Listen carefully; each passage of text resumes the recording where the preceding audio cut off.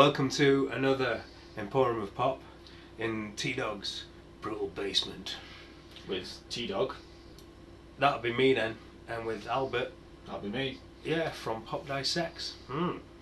And today we're going to be talking. Hopefully you can hear us better today, because we're actually using a microphone. You know, we've changed things up, we've switched things up a bit in here. We're trying to be a bit more professional. You know, whatever professional is.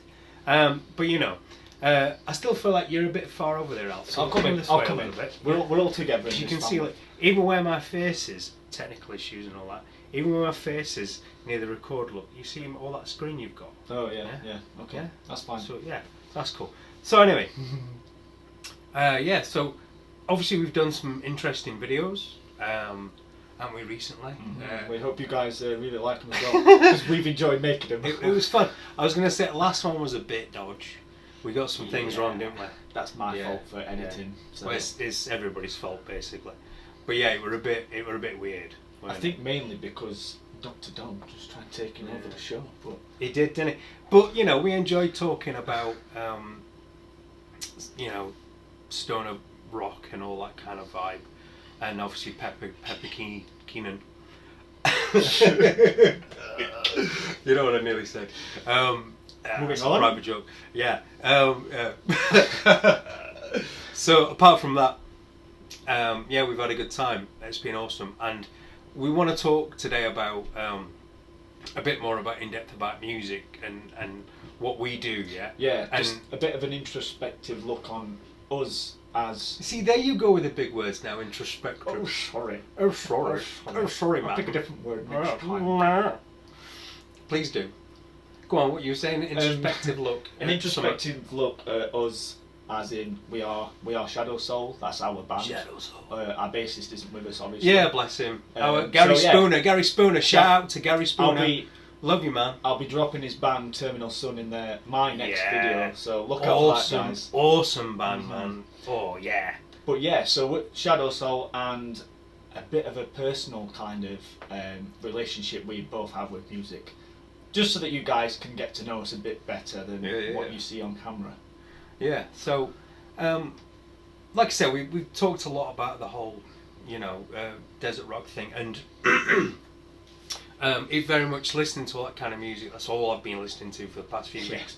Has really influenced me and my playing, and we came up with a new song called Wicked Soul. Wicked Soul, thank you. Which I've done a lot of work on.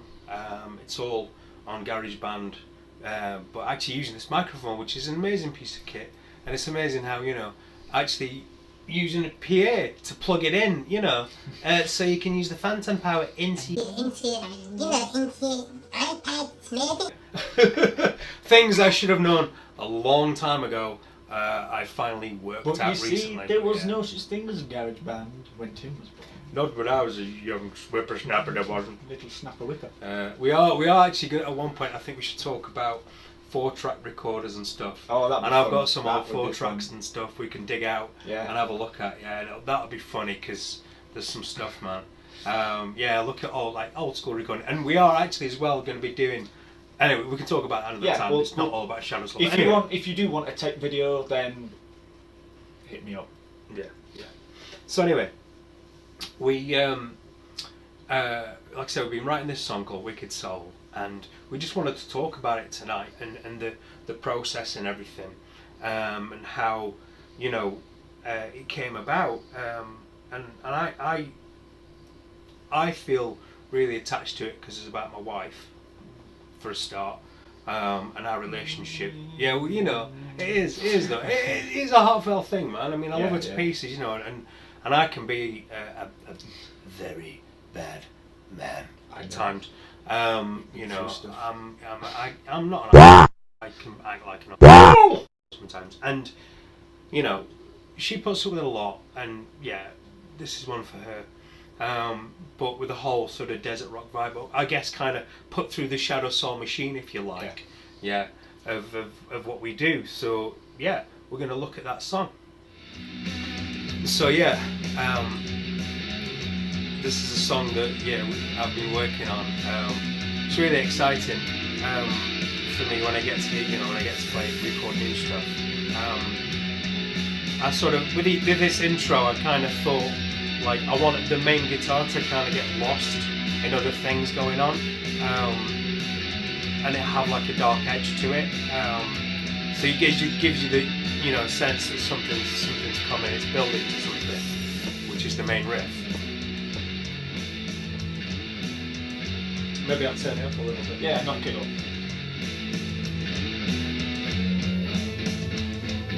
So you can hear some yeah, that's going to be lyrics eventually. I'm just working out the melody as we go along. And we've got a chorus.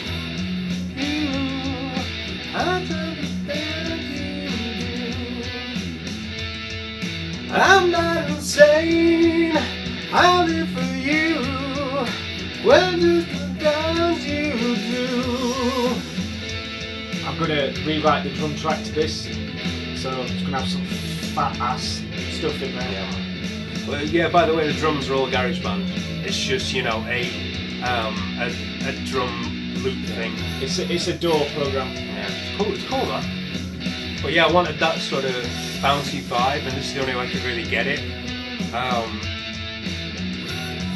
Yeah, but it's bouncy.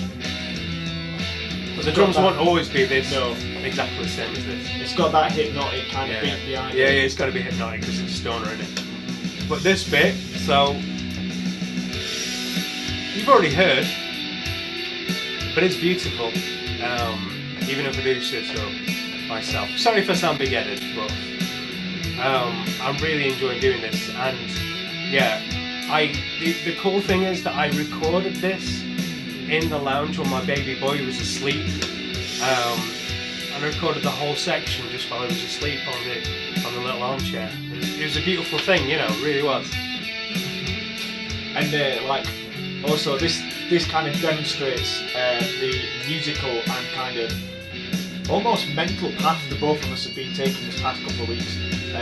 Interesting analogy. Yeah, I think so. Yeah. You just gotta look at each other, man. Appreciate it, bro. Appreciate it, yeah. Bro! Hey, you up again? So we're back. After that, you know, run through type thing. Yeah, it was fun. We hope you enjoyed it, and like, you know, if you can sort of. That sounds weird. Yeah, the way we process music, the way we kind of break it down, and how we fit into what we do. Yeah. Yeah. So I think, yeah. So like elaborating on that, let's get a bit personal. Personal. Yeah. So yeah. Okay. Bit of background before Shadow Soul. What were you doing? Where were you? I was in the world, and the world, as everyone knows, is round. Not flat. Yeah. Yeah. It's not flat. It's round. But yeah, like, what was I doing before Shadow Soul? So I've been playing guitar since I was 16, and I've been in a lot of bands and stuff, basically, honing my craft, but I was always a very sort of acoustic-y, sort of finger-picky guitarist. A bit like Matchbox 20, that's the sort of band that we sounded a bit like, or at least a friend of mine said we did, sound a bit like Matchbox 20. I kind of thought of us as a bit like, another name drop, Third Eye Blind-ish, right? But it wasn't heavy stuff. But I always listened to heavy music, but played, you know, all the sort of mellowy stuff on a really nice a black Gibson Les Paul Studio, which was my first proper ever guitar. It's one of those things where you go in a guitar shop and you know you can't afford a guitar, and I'm like, the only thing right now that would make me buy this guitar is if they offer some like amazing credit, but I can't, you know, I wouldn't pass a credit check anyway. That kind of thought process going on. I'm sat there playing this beautiful guitar that's like 600 quid, you know, and which was, I guess, cheap back then for a Gibson. And the guy just walked over as he was serving somebody else and whispered one thing. Well, he didn't whisper, but he just said one thing. You know, we do 0% interest on that, don't you? And walked off, and I was like, damn it! Now I have to buy it! So yeah, I bought it, obviously. Lured him in. Yeah. And it was the best purchase I ever made, because that really got me into playing guitar properly. To be honest, I mean, I guess that sort of sound, and then I got a lot more into bands that use Gibsons and Marshalls. You know, Cool. like I said, played in this band called, I think we were called Indigo Judson in the end. Interesting bunch of chaps. Anyway, still good friends of mine. I guess we can shout out to Tim Ray and Drop the H, John Snellgrove, and Chip. That's Chris Monk. Yeah, give a shout out to them as well, because they're on Facebook. So you know, well, they still go on Facebook. And there's a couple of other guys. There's another guy called Gary Monk, Chris's older brother, but he's not on Facebook. But you know, bless him, he was a big part of that as well. Yeah, so after that sort of split up, I started getting into playing a heavier style, and then we sort of met up, didn't we? Yeah. At church. Yeah. Of all places. Of all places. We've had we did some. We started talking obviously first, and then. So this is where my musical taste comes in now, because I was quite heavily. You had no influenced. taste before you met me. Well, I love steps. Who doesn't, right? 5, 6, 7, 8. It's a banger. 5, 6, 7, 8. Yeah, 5, 6, 7. Used to bounce to that with me and my cousin as a kid. But yeah, so obviously we got talking. No. Yeah, I like pop music. So yeah, and then this is where I started getting into kind of heavy music, because you kind of showed me Metallica. I showed him the way. And the truth. And I was only 16, 17 at this time. Yeah. And then from there, I've gone from Metallica, listening to them at school, and you know, like throwing Tipex everywhere when I got angry. You know, Hetfield. Master. And then from there, it went from Metallica. It just went heavier and heavier, and probably a bit slower. So from Metallica, it went to Pantera, which is understandable. And then from there, I was like, well, Phil Anselmo's pretty sick, so I'll down.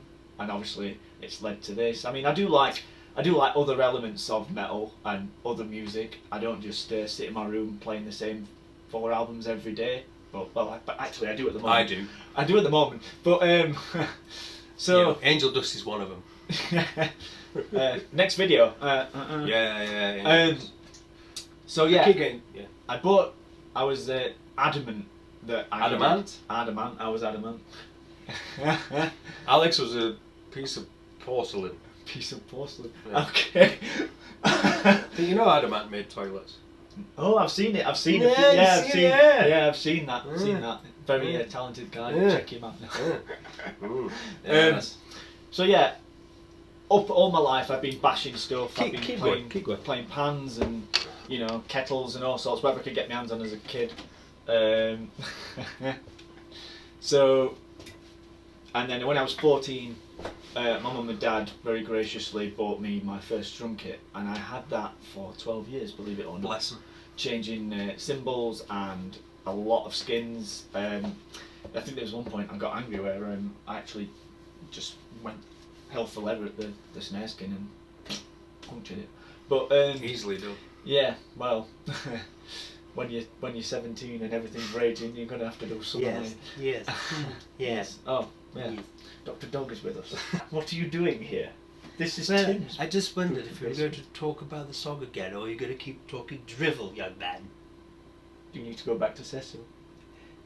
Maybe. So yeah, and then I started playing in church bands, which gives me to this day a really good feel of dynamic control on drums. My lord, come Something by, like that. Probably not in too. So yeah, and then I guess I didn't really think of joining a band until I met you really at that point. And then we set up Shadow Soul.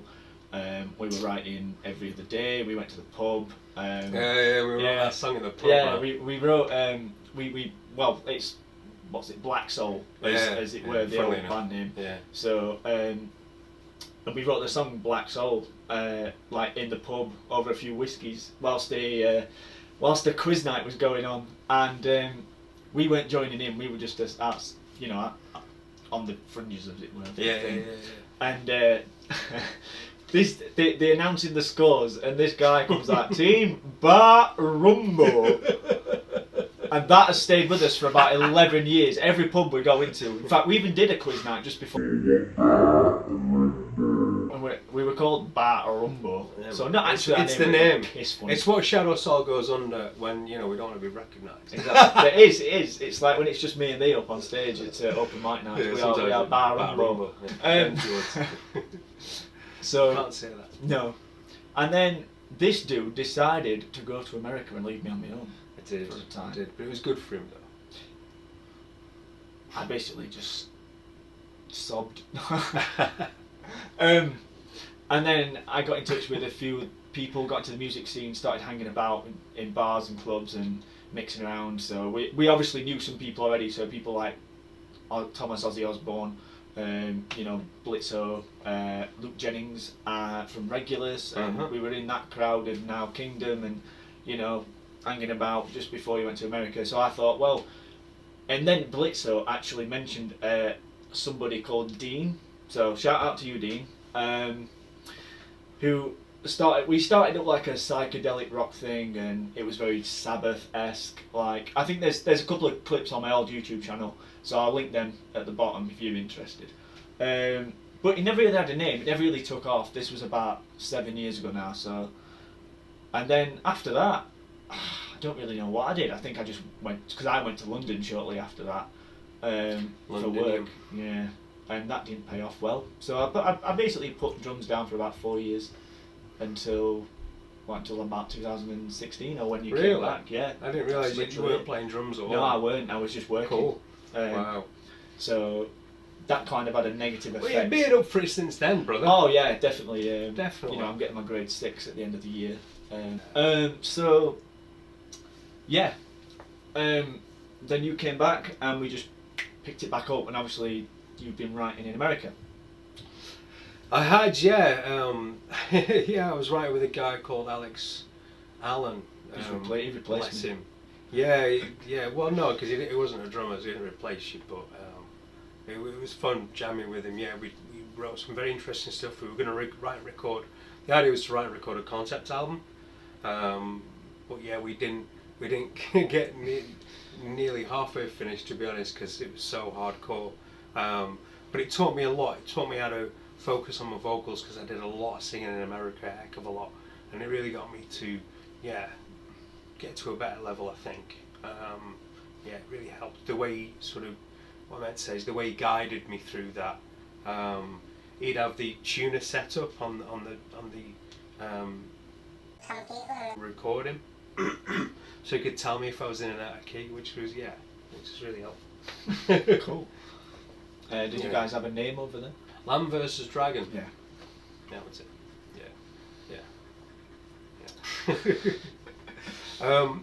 Yeah. So then we got together, didn't we? And it's been a blast since, really. Yeah, we've gone from. I'll be honest with you, it's always been the band I've always wanted to be in. Shadow Soul. That's been the thing from day one. When we were called Black Soul, being in, we just connect musically, and there's something about the way he plays and the way I play it, and you've seen it on jams, we just get each other inside now, it's amazing. We don't even have to look at each other. I can know exactly what chord he's going to play and how he's going to maybe slow it down half time. Don't even need to know, it's just, I don't know. It's the funnest connection you'll ever have with anybody. This is the thing about music and musicians, how to some people it's just there, oh yeah, I've really enjoyed that, but to us it's literally a whole body experience. You feel it, everywhere you go, you constantly, I've got a drum pattern in my head constantly everywhere I go. I'm tapping something on the train, on the bus, I have to, I'm a drummer. As cool as all it is like last couple of nights I've had zero sleep. Snap. Because of this riff and this song, and I just couldn't get it out of my head, and like I needed to add bits and take bits away, and oh man, nightmare. It's so frustrating because once you cannot get something out your head, you have to go and pick up an instrument. I found this recently. I'm not nowhere near as good as Tim on guitar, but over the past year, you're getting much better though, uni, and you're getting amazing. Yeah, like watching other people, like check him out, man, on YouTube. Yeah, my Instagram's full of it. So but yeah, just since then it's been, and I think partly this degree has pulled a lot out. Still of in us. my head. I just forgot it. So you can't. It's just. It's only D minor, A minor, C, and D. That's it. But in a drop tuning. That's all it is. Signpost. So yeah, back to what I was saying. At this point, we were going through a stage where we didn't really have a consistent, regular bassist. But then along came Gary, and like he plays bass like he plays guitar, because obviously he's in his extreme metal band. What? Go on.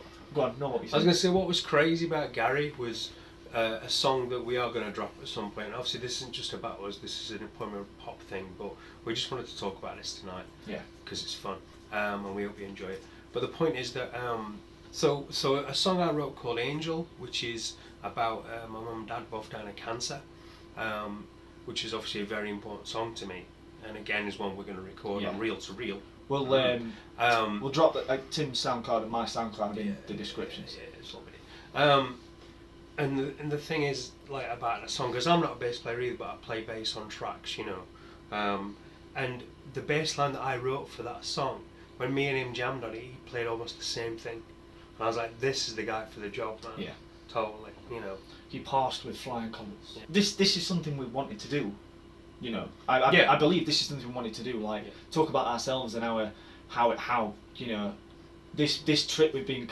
It sounds a bit pretentious, but well, you know, how else are you going to describe yourself if you don't have a bit of that in you? You can't really make it as a musician. You have to have that drive, and that's part of, you know.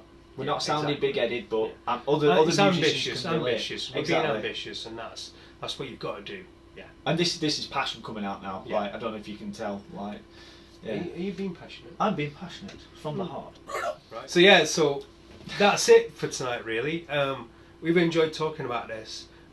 The track, you know, will be in the description as well. Indeed. If you want to listen to it, he's going to drop it on SoundCloud. But he needs a lot more work, and I'm putting a lot more work in and upload, re-upload and stuff. Obviously, if you guys want to hear it, then you can hear that. You can hear that cut or that demo. On and on and on. So we just want to wrap up and say thanks a lot for watching. Don't forget to like and subscribe if you liked it, and subscribe if you didn't. And if you've got, what is it? A click of a button? Just do it, right? Just do it. Brutal! It's not a big problem, is it? Smash the like button. Yeah. Right. We've been Emporium of Pop in T-Dogs.